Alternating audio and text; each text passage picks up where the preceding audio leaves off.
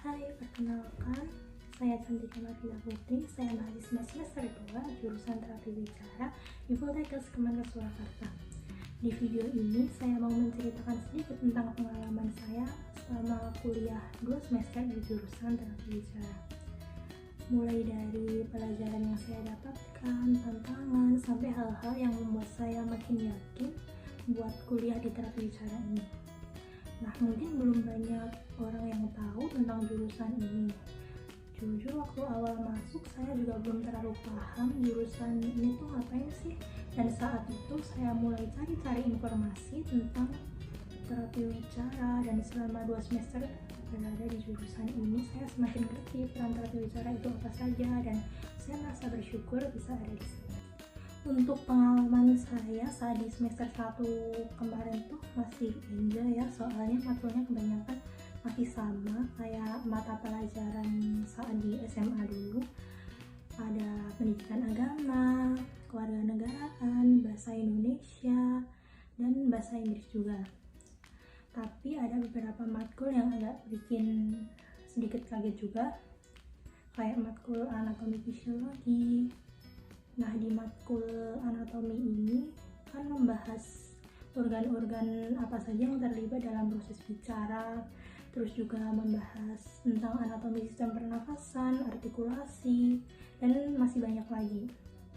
Sementara saya kan lulusan IPS, jadi pas di SMA dulu nggak ada sama sekali bahas tentang anatomi, dan benar-benar baru saya dapatkan di semester 1 kemarin.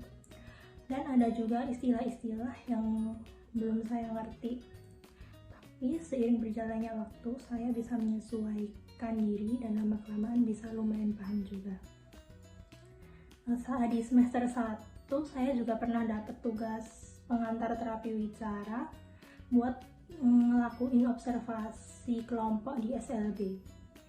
Nah, dari situ pengalaman saya jadi nambah soal bagaimana cara berinteraksi langsung sama anak-anak berkebutuhan khusus, memahami karakter mereka, dan melihat langsung bagaimana sih proses pembelajaran yang sesuai sama kebutuhan masing-masing anak. Nah, mulai di semester 2 ini, mulai dikenalin lebih dalam lagi tentang dunia terapi bicara.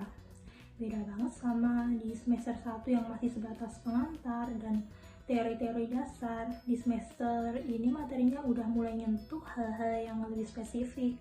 Di semester 2 ini ada matkul fonetik dan neurologi yang menurut saya agak susah, karena di fonetik membahas cukup kompleks tentang fonem-fonem, bagaimana cara pengucapannya, dan masih banyak lagi.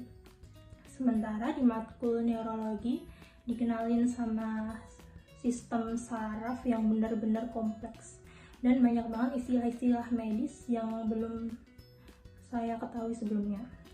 Tapi makin lama sedikit demi sedikit saya bisa paham dengan materinya.